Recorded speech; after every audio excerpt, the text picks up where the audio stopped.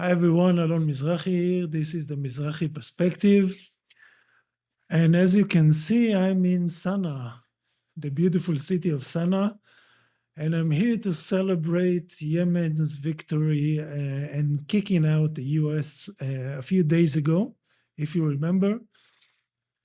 So I'm virtually in Sana'a, not physically, sadly, because I would really like to be there, with the honorable and courageous people of Yemen who stood their ground and reached an independent agreement with Donald Trump without Israel, which is something kind of unique. And this adds to a list of signs and tells that um, signifies potential change in the way the Trump administration is handling Israel, and potentially the US is handling Israel. So I'm going to talk about this, and I'm going to talk about the very serious strategic miscalculation on the part of Israel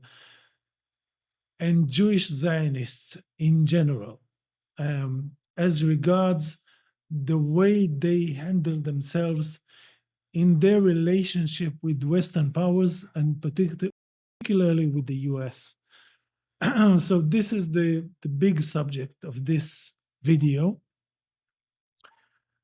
And about Yemen, something I didn't see anyone talk about is it is not only that Trump reached an agreement with the Yemenis, with the Houthis, without consulting Israel, without even talking to Israel, and virtually minutes after Israel attacked Yemen uh, this week. I mean, it was virtual minutes after Israel launched its offensive against Yemen and hitting the power station and the cement factory.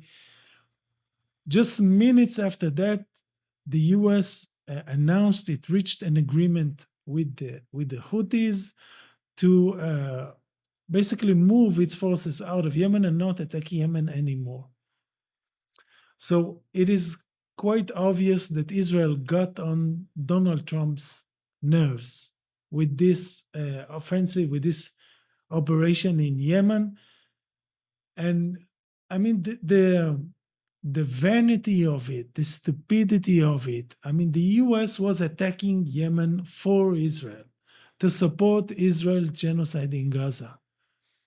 So why is Israel using American airplanes and American money and American fuel and American intelligence to attack Yemen also, as if to say what the US is doing is not enough and we are going to do something more, something extra?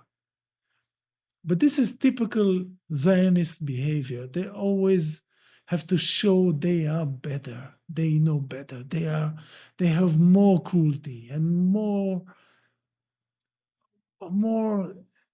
scheming and cunning and doing this and doing that. And even when someone is trying to help them, they will humiliate them. This is the Israeli way of doing business with everyone. They have to show they are dominant, they are better. So minutes after Israel launched this attack, which of course Israel doesn't have the air power that the US has, right? So what this is just Netanyahu and Israel and its Israel's security state trying to show that they can do stuff. So what they achieved with this attack is getting the US to leave. This is like the sequence of events. Israel attacked, US withdrew almost immediately. But this was only half the story, because if you remember, the big talk like 2 weeks ago was that the air campaign was not enough. I mean, I hope you remember that. The air campaign was not enough, And what was needed to defeat the Houthis was a ground campaign. And they made this whole show of amassing forces from the UAE. I don't know where they got all those jihadis that they have at their disposal. They send them into Syria, wherever they need to topple authentic Arab forces or authentic independent Arab forces, they have those fake jihadis, Western jihadis, at their disposal, ready to fulfill all these missions. So they had these pictures, but if you remember also just a few days after they made this show of preparing a ground invasion of Yemen, many officers and all those soldiers of fortune, this jihadis for hire that the West has, defected and joined the Yemeni, the Houthi forces. So this and another interesting detail about this ground invasion.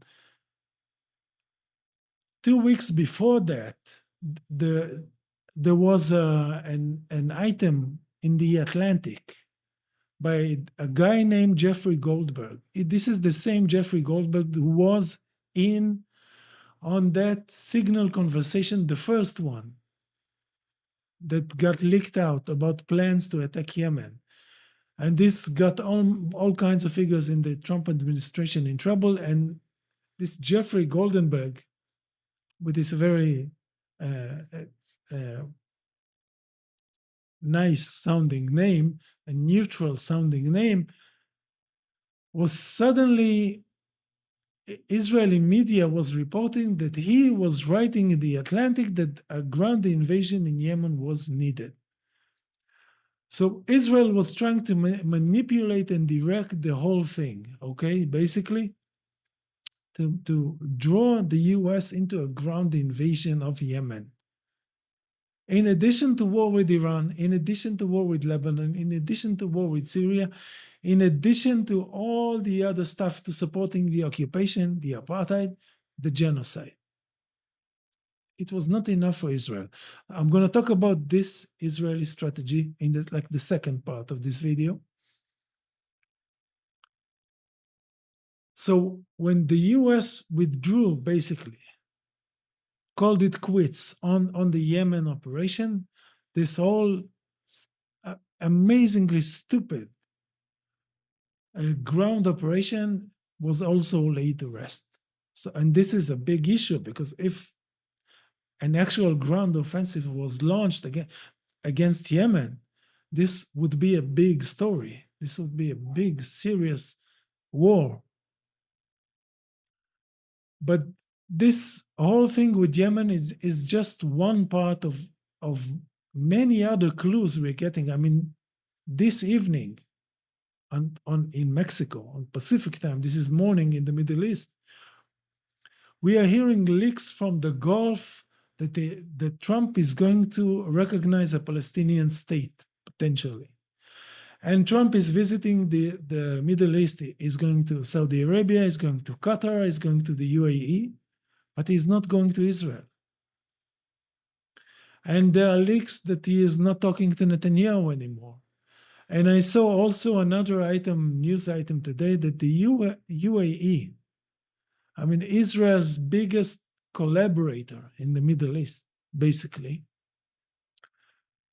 was rejecting Israel's plan for channeling aid into the Gaza Strip. And this is small, but it is significant because the UAE almost never rejects Israeli plans. They did reject the ethnic cleansing of Gaza. This was I talked about this in previous videos. If you remember, when Trump and Netanyahu, when Netanyahu was in the White House and Trump said that we are going to take over Gaza and build hotels there and all this, I made a video and I said, this is a great day for Palestine because this is not a serious plan. So many of you watched that video. So this was a united Arab stance, and we should be thankful for it. I mean, there aren't too many good words to say about Arab regimes at this particular point in history, but this should be said to their credit. They did not agree to Israel's ethnic cleansing. To this minute, they rejected it.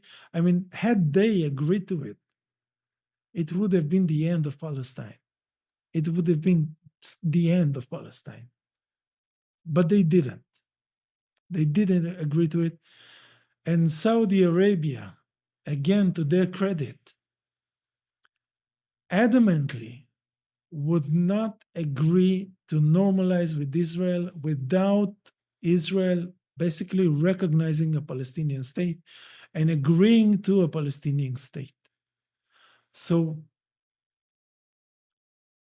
we are seeing many separate different signs that something is changing in not only in the tone but the strategy of Trump's administration regarding Israel.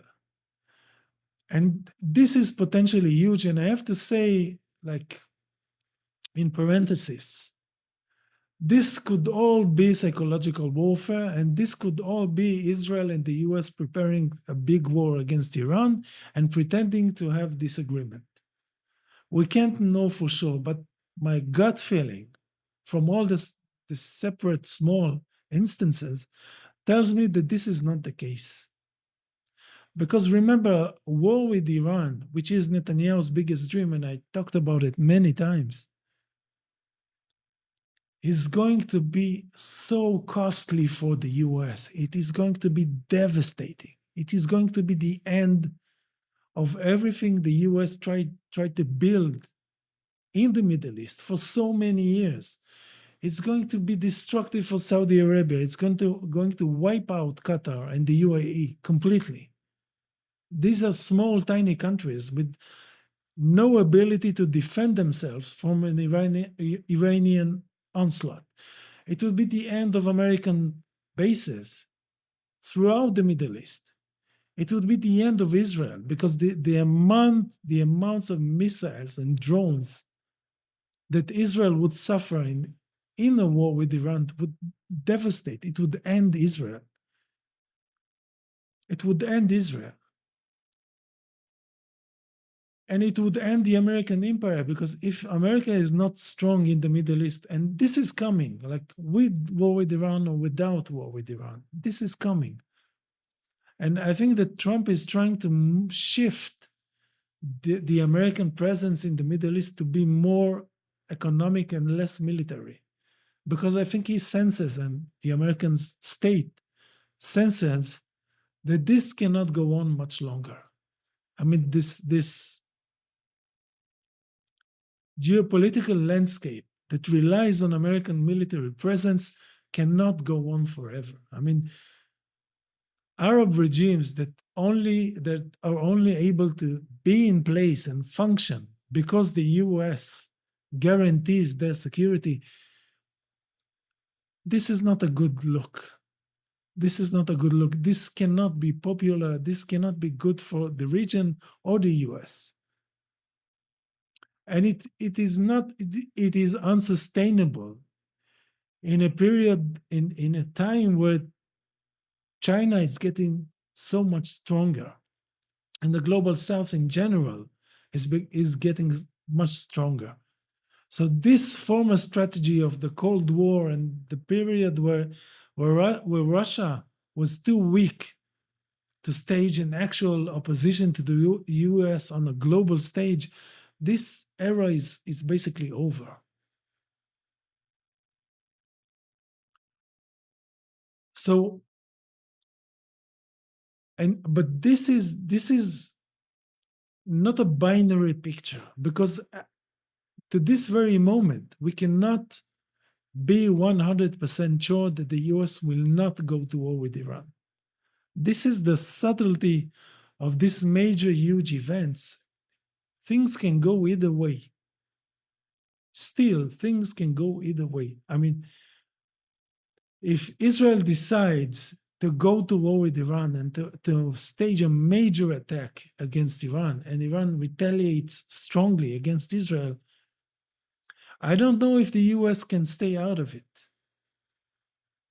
I hope it does, but we can't be sure. I mean, Israel has a lot of support inside American institutions, in the Pentagon, in the Department of Defense, and so on and so on. So I'm going to talk about this more again in a second. So there are all these different signs and occurrences that tell us that something is changing. And Trump is basically has had enough with Netanyahu, because you have to remember Netanyahu is not a likable type. Netanyahu is a disgusting human being. Netanyahu is the kind of person that will always backstab you. You can never believe a word he says. I mean, he can reach some kind of agreement with Trump and have a handshake over it. And he has a completely different agenda. And a minute later, he's going to backstab you and do something else. And Trump can't stand it. I mean, Trump has to be the center of attention. He has to be the big boss. And when you make Trump look manipulated, he's not going to stand for it. And this style of Netanyahu, and Netanyahu does it, bring this tendency to an extreme. But this has been the Zionist playbook throughout the history of Zionism. They would always, and I said this also in my previous video, they always push the limits and push the boundaries of everyone they engage with. There is never an agreement and that's it. It's always the basis for an erosion, for an escalation, for something more. This is what they always do. They tell the Americans, we are not going to advance beyond this line. And the next day they advance beyond this line and they go to Congress to manipulate all the Congress members they control to work against the administration. This is what Israel has been doing forever. And they use the media to start hysteria against administration policy. And they go to the public and go to influencers and go to journalists. They make it impossible to work with them. They always push for more and try to achieve more. And you can never believe a word they say. And they do this to the people who work for them, who have their backs all the time, who finance them, who arm them, who give them everything, who defend them in international institutions. Still, they backstab them all the time, every day. This is the Zionist playbook. And Trump has had enough. Trump has had enough of this. This is the impression I'm getting. And why Trump is the right person to have that feeling and to act on it. This is what I want to talk about.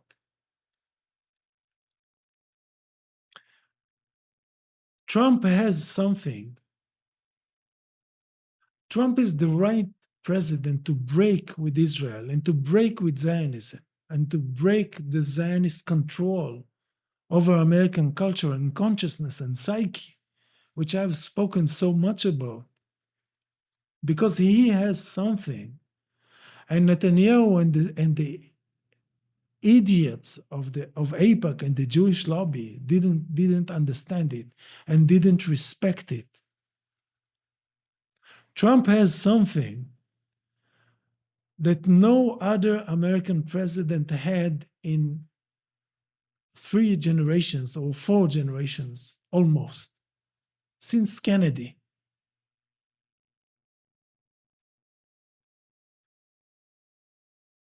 Trump has an actually big, strong, popular support. Trump doesn't have to rely on Israel lobby. Trump has an independent, very committed. They are Trump fanatics, his supporters. You've heard them speak, we know it. They are his fanatics. They will do whatever he says. They will follow him. They love him. They support him really. Trump is not dependent on the institutions and establishments that the Israel lobby can easily maneuver. Trump has his own base and his own power, unlike Biden, unlike even Obama. Obama had strong support, but he depended on the media. He had to have positive coverage in the New York Times. Trump doesn't have to have positive coverage anywhere. Obama had to have the cooperation of banks and institutions, but Trump doesn't have to have this because he has strong popular support. It is not the majority of Americans, but it is a big enough base to make him almost independent. And this is what the Zionist and Jewish lobby didn't understand. In their arrogance, they believe they can manipulate Trump as they have been doing to every American president and every American administration, basically, for almost a century. Because this asset that Trump has is very rare in today's politics. No other politician, I mean, look at Western civilization, look at every country. There is no one like it. There is no other politician who has this kind of support. Maybe Orban has it in Hungary, but Hungary is a small country. It's not a very geopolitically important country. Trump is unique in this regard. And I think that the picture that is emerging now is that Netanyahu is a con man. Netanyahu is a liar and a deceiver and a manipulator. This is what he is. I can't stand his name. But Trump is a bigger con man. Trump is a bigger con man.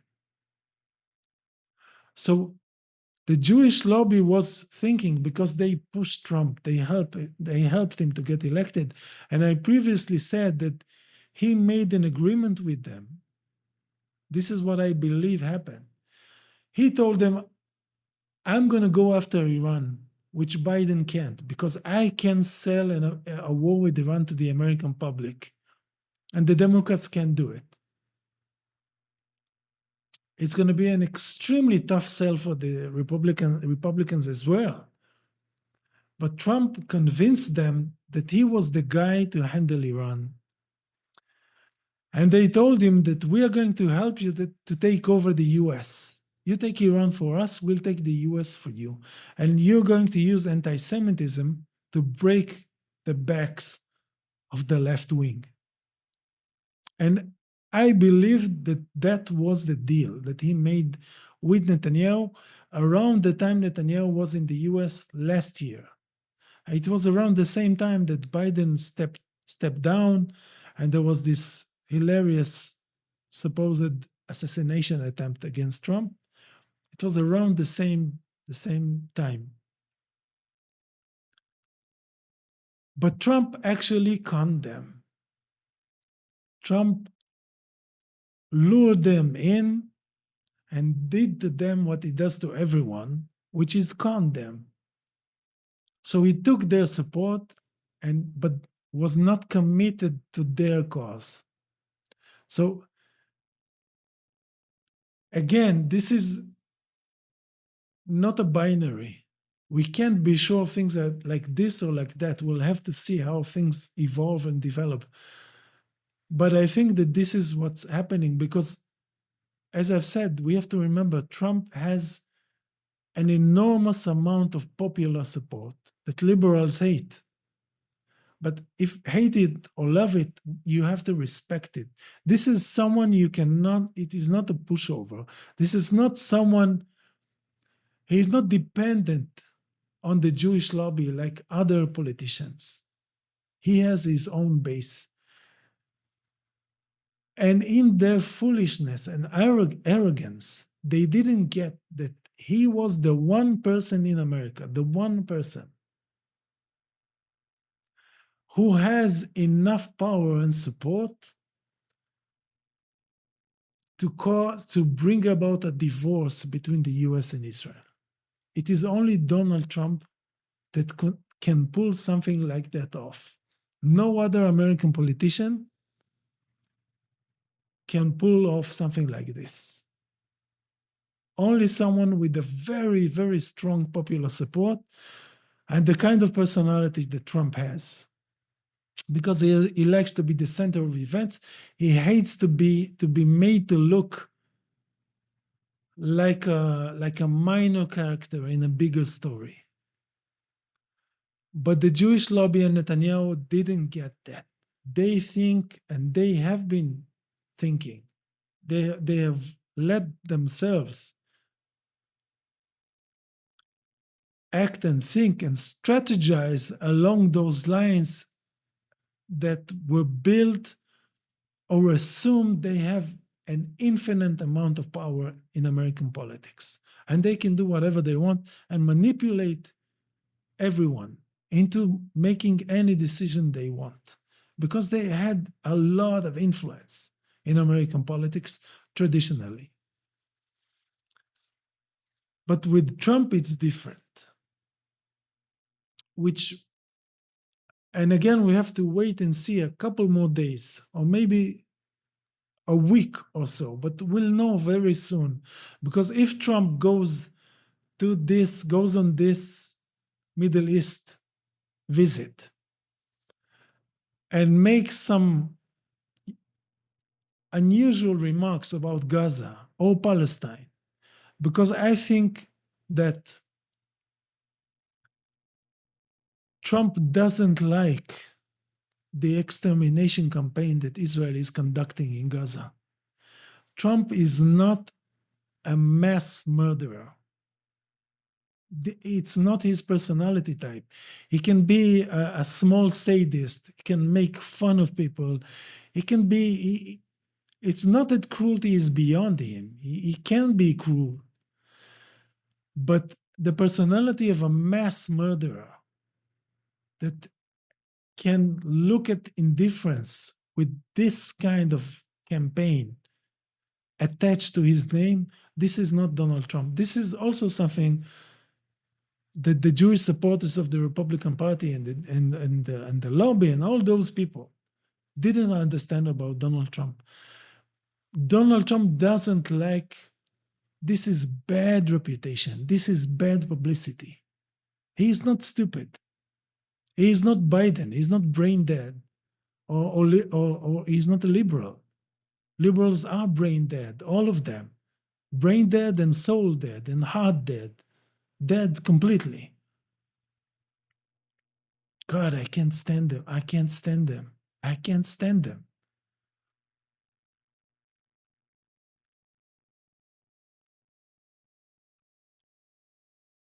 So Trump has a lot of power, independent power. He hates to be seen as manipulated and pushed aside. And this display of barbarism, day in, day out, every day, the dead children, how does it make him look? This is not the legacy he wants. This is not the legacy he wants. This is not the legacy the Republican Party wants. Again, they are not brain dead and heart dead and soul dead like the Democrats.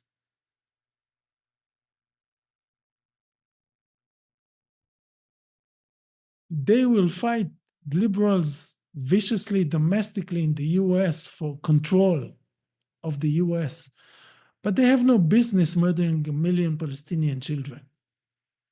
This adds nothing to their brand, to their power, to their reach, to their image. Completely nothing.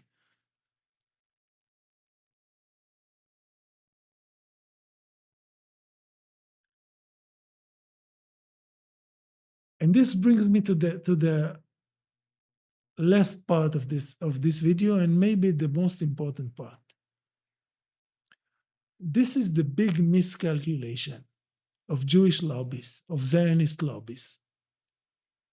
And as an Arab Jew, as a Mizrahi Jew, I can clearly recognize it as an Ashkenazi mindset, an Ashkenazi behavior. This is the kind of Zionist arrogance. They have gotten so used to having this disproportionate power in Western politics, in US politics. They have gotten used to being so influential effortlessly, okay? They didn't have to work hard for it. They make a phone call, they catch a plane, they can send the US to war after war after war easily. They can get the US to veto any humanitarian decision at the United Nations Security Council. They can get the US to ban and threaten the International Court of Justice. They can they can do everything. They can accomplish everything in the US, even when it harms American interests. This has been their like daily behavior. They can get away with everything. They can make the US do everything for them, even when it hurts American interests, as Israel has been doing in the Middle East. I mean, Israel basically destroyed American relationships with all Arab people, right? The fact that you have all these governments that rely on American power and Israeli power and manipulation, Arabs don't like it. This doesn't make the US popular. This makes the US hated. Why should the US want to be hated by hundreds of millions of people? It doesn't benefit the US. It doesn't make it easy for the US to do business. And it's not that the US is not an empire with the aspirations of an empire. Still, this is not the kind of international atmosphere it wants to build. It doesn't want to always be the bully. I mean, this openly, in such a declared way. How is it good for them? And the American public is waking up to it. The American public is waking up to it. I mean, Israel is getting less and less popular hourly, every hour. People don't like it. People woke up to it, to this trick that Israel and the Jewish lobbies and the Zionist lobbies play on America.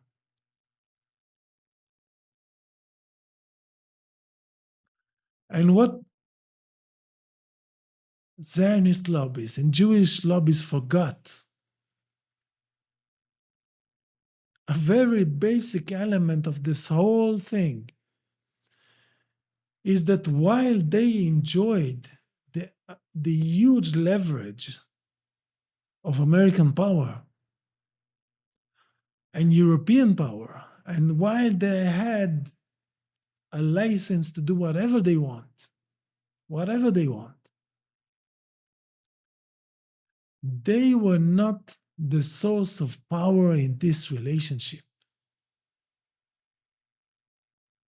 They are not the source of power, not the military power, not the economic power, not the diplomatic power, not the cultural power. This is what they forgot. This is what their arrogance made them forget. The fact that Israel was able to tap American power endlessly didn't make Israel the strong party in this relationship.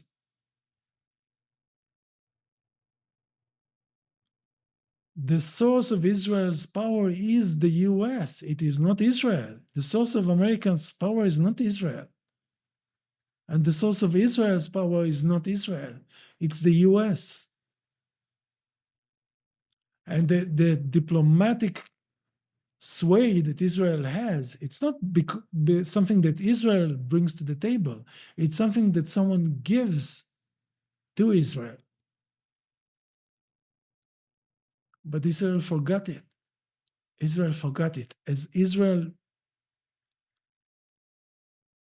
again, it was always deranged. It was always cruel and brutal and stupid and pathetic and inhumane. Always. From the first Zionist Congress, 100 and almost 40 years ago, or 30 years ago.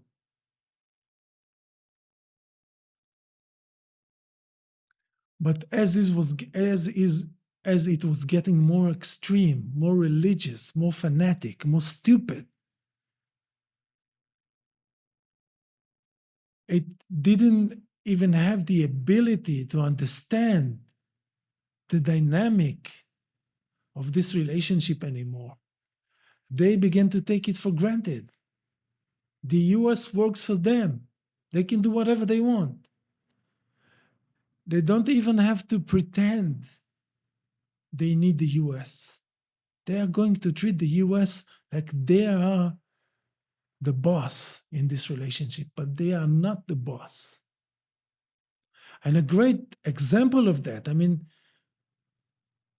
if you take the Epstein affair, for instance, and this is one of many, many, many scandals and affairs of involving Israeli espionage and all kinds of stuff in the US. People focus on what Epstein knew about American people, the kind of extortion and intimidation and bad information he had on people, he gathered on people. But they forget that American intelligence knew about Epstein and knew about his connections and who he works for. Do you get what I'm saying? Every dirty trick that Israel played in the US or in other Western countries and allowed Israel to manipulate the political scene to its advantage. The CIA knew everything that it was doing because they see it, they gather information, they notice. And so while Israel has leverage over American institutions, over American people, important and strong people, and so on, the link to Israel is transparent, is completely obvious to American intelligence. And what I'm saying is, while Israel can push this agenda or that war, American intelligence services have enough information to completely destroy and bury Israel completely in one evening. This is what people forget. All the US has to do, all Trump has to do, or any other president, to completely bury and finish Zionism is to discover one spy ring in Washington involving Israel or the Israel embassy. One spy ring, a series of high rank arrests is going to finish Israel completely. And I have a sense this may be coming because this relationship is not symmetrical. And again, Israel in its stupidity and arrogance forgot it. Netanyahu in his duplicity, in his evil, in his wickedness, never even bothered to stop and think about it. But if the US believes, and America first people, America first people, if they feel and they believe that this is it, Israel has crossed the line, Israel is too embarrassing, too manipulative, too untrustworthy, too dangerous, too unpredictable, they can finish Israeli influence in the US in one evening with one series of arrests of some high ranking members of politics, of the military. Some people are arrested for espionage involving the Israeli embassy. This is the end of the Israeli story in the US. This is the end. And it can happen in one evening. So every imaginary power that Israel has in this relationship, it only ever managed to have this power because it was allowed to, because the US agreed to it, because the US security services agreed to it. But they never agreed to be taken over this way. They never agreed. I mean, some have, some people have, and some politicians have. But it's not all of them. And it's enough if there's one group of American leaders, one group who is determined to break free from this because they've had enough, because they are made to look bad, because they want to go a certain way and Israel won't let them, because it's using all its leverage to move public opinion, to influence politicians, to disrupt the way they work. They want to do business. They want to advance with Arab countries. But Israel is an obstacle because Israel won't even theoretically allow a Palestinian state to be established. So now the US is stuck with Saudi Arabia. They want to advance their relationship, but Netanyahu won't let them. They are trying to avoid the war with Iran because of its costs, but Netanyahu won't let them. And if they believe that this is enough, this is enough, this has gone too far, they are being taken advantage of. Whatever Israel knows about them, they know 10 times over about Israel because they are 100 times stronger and bigger and richer. And the intelligence infrastructure that they have is much bigger and more advanced, and they have infinitely bigger leverage than Israel has. And Israel forgot this.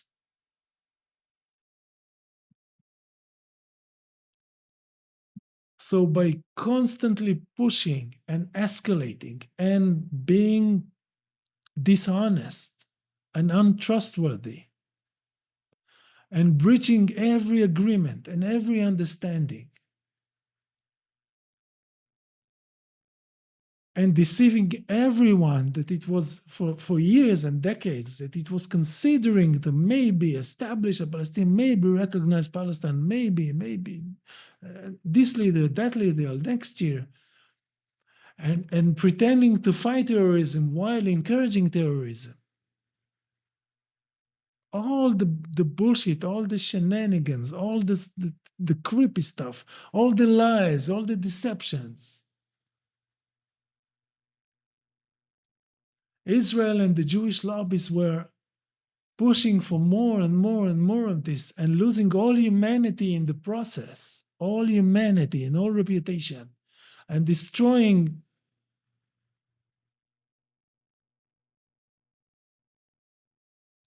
Jewish reputation in the process for this insane journey of like a cocaine addict for more power, more influence. The what? For what?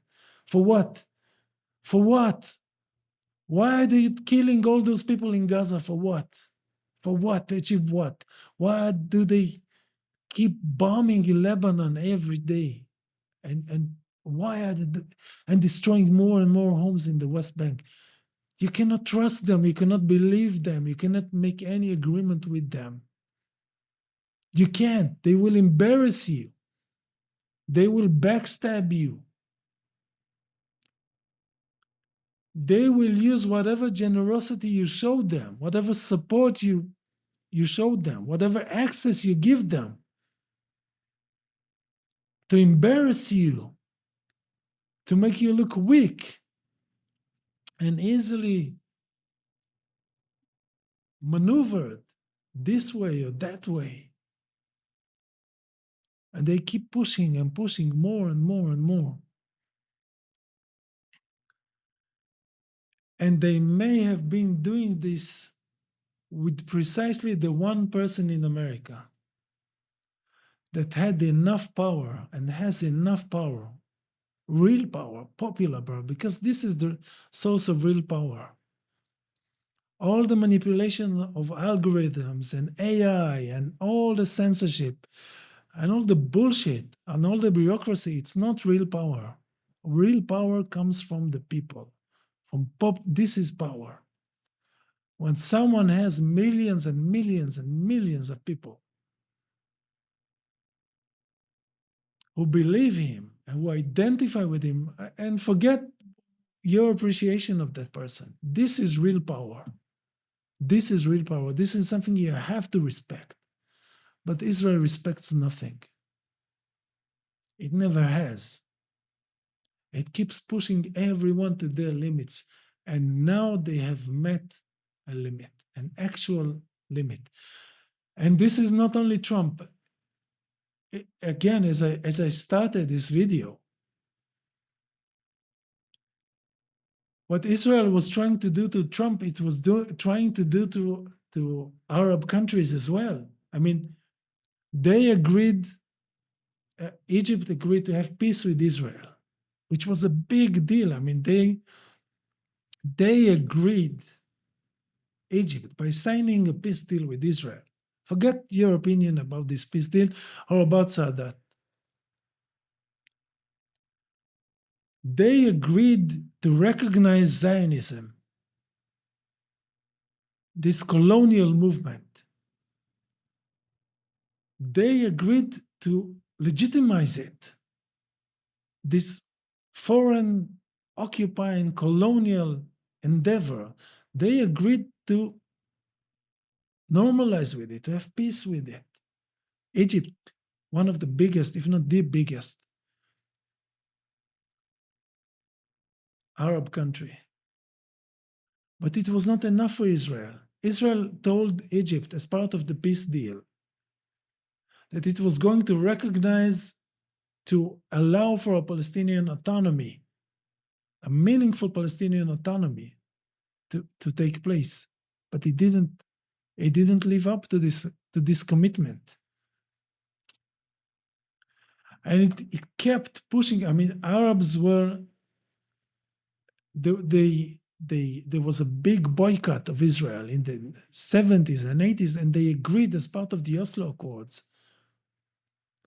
to remove this boycott, normalizing with Israel further. And they were having informal ties with Israel for decades. But it was not enough for Israel. And Israel was pushing for more and more and more until in this genocide, Israel was pushing Arab countries to support the ethnic cleansing of Palestine and to take Palestinian refugees. I mean,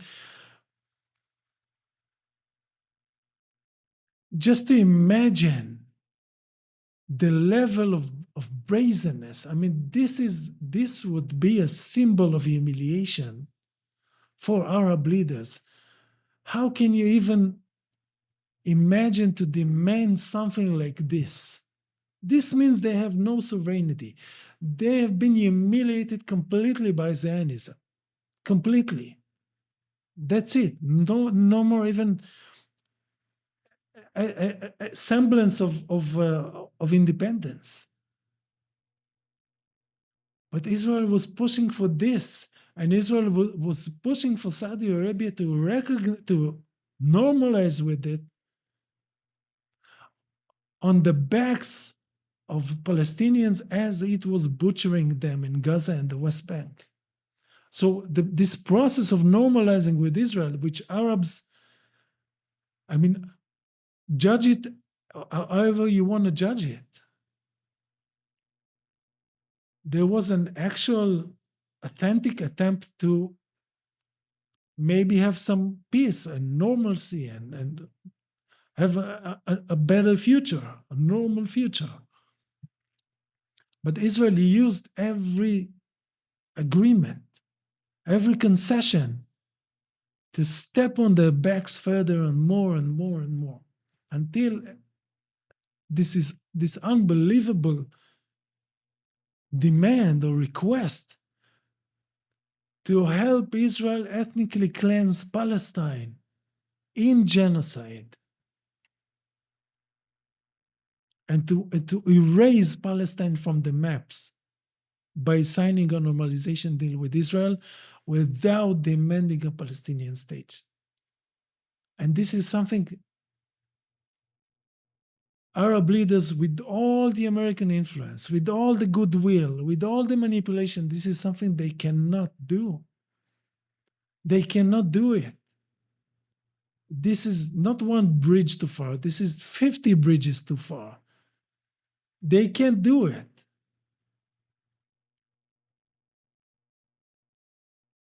So Israel pushed the US too far, and it pushed Donald Trump too far, and the Arabs too far.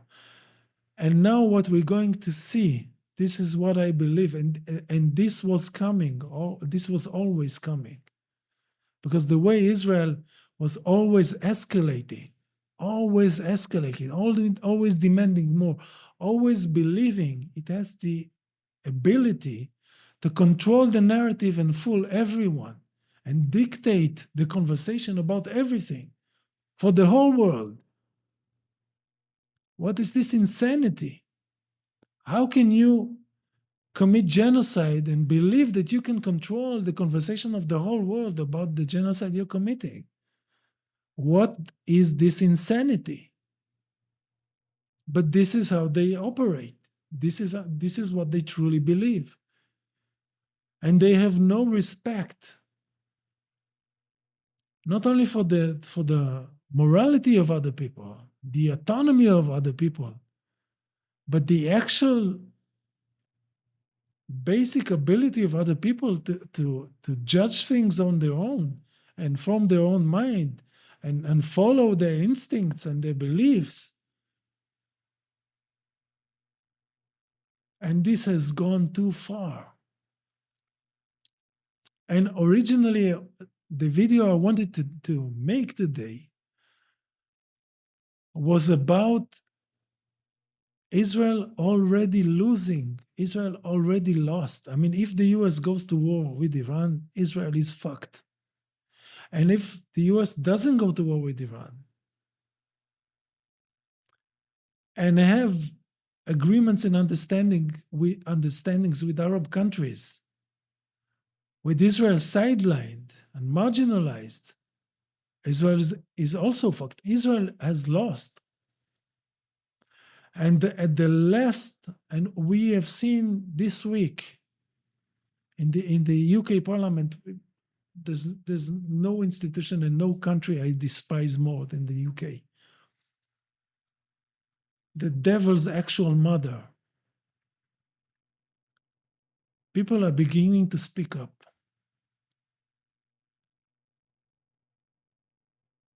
And this tendency to always escalate and do more, it wasn't enough for Israel that it has killed tens of thousands or maybe hundreds of thousands of Palestinians. We don't know. How many are buried under the rubble? How many are unaccounted for? We don't know. The 60, 70,000 figure may be an underestimate. But it wasn't enough for Israel, and it wasn't enough for Israel that it was able to do all this and still retain the support of the entire West. It wasn't enough for Israel. It was preparing, it is preparing, it wants to carry out one big, huge, major military offensive to make all of Gaza into a concentration camp after killing another 100,000 or 200,000 people. And in this stupidity and arrogance and idiocy and immorality and inhumanity, they announce it. They fucking announce it. This is what we're going to do. We are going to starve 2 million people. So it is their own stupidity, their own folly, their own arrogance, all the disgusting things that Israel is that pushed and pushes everyone beyond their limits, even if they want to be slaves, even if they want to be to suck up to Israel endlessly. Eventually, Israel is going to demand something which is going to be too much. And this is what we're seeing happening now. This is what I think we're seeing happening now. And this is just the beginning of the process. This is going to develop in all kinds of directions. And of course, I'm going to talk about this more and follow it. But as I've been saying through this endless night of genocide, this is the end of Israel in Zionism. This is something they didn't get, and they still don't get it. What they have done in this genocide, they will not be able to sustain the shocks of what's coming. Because if Donald Trump brings this genocide to an end, because this can't go on, I mean, he cannot have his entire presidency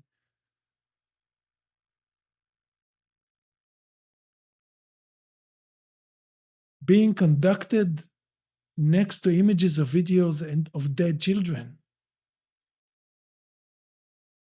This will ruin his presidency completely.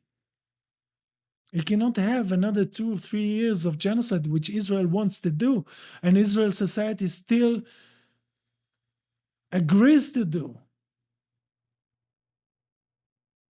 He cannot do it. So if he brings this genocide to an end, this is only the beginning of pressure on Israel.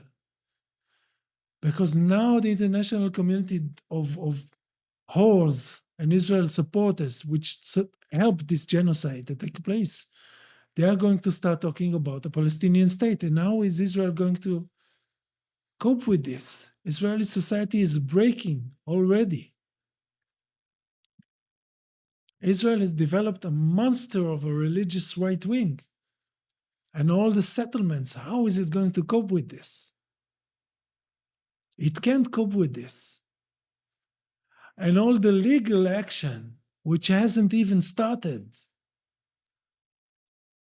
If the US goes even one step further, and Trump is really fed with Israel, and the US doesn't protect Israel legally and internationally, and a green light is given to pursuing legal action against Israelis.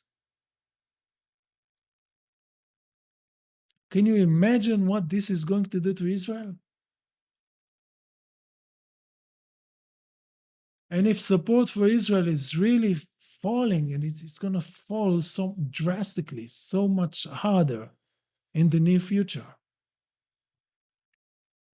especially if the US president is pushing to recognize what's going on. There's going to be much less support for Israel, and any kind of support you can imagine. How is it going to cope with this?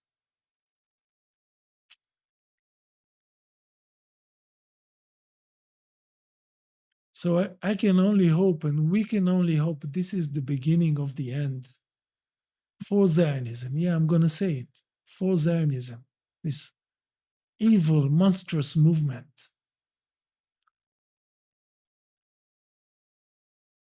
that Netanyahu only helped Netanyahu and Sinwar on both ends of this help to expose and show its true face. And now the whole world sees it. Now the whole world sees it. There's no argument, there's no debate anymore. There's no need for any of this. The debate is over. See you in the next video.